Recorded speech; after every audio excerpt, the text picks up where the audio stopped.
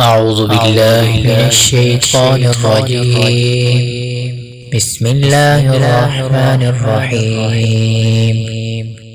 إن المسلمين والمسلمات والمؤمنين والمؤمنات والقانتين والقانتات والصادقين والصادقات والصابرين والصابرات والخاشعين والخاشعات والمتصدقين والمتصدقات والصائمين والصائمات والحافظين فروجهم والحافظات والذاكرين الله كثيرا والذاكرات أعد الله لهم مغفرة وأجرا عظيما. وما كان لمؤمن ولا مؤمنة إذا قضى الله ورسوله أمرا أن يكون لهم الخيرة من أمرهم، ومن يعص الله ورسوله فقد ضل ضلالا مبينا.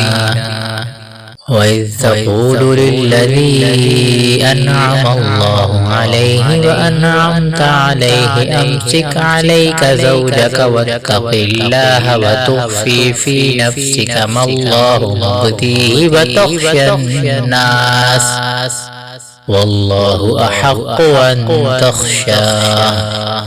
فلما قضى زيد منها وطرا زوجناكها لكي لا يكون على المؤمنين حرج في أزواج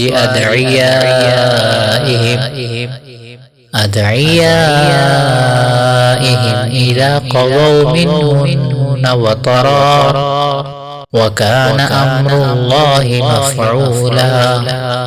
ما كان على النبي من حرج فيما فرض الله له، سنة الله في الذين خلوا من قبل، وكان أمر الله قدرا مقدورا. الذين يبلغون رسالات الله ويخشونه ولا يخشون أحدا إلا الله وكفى بالله حسيبا.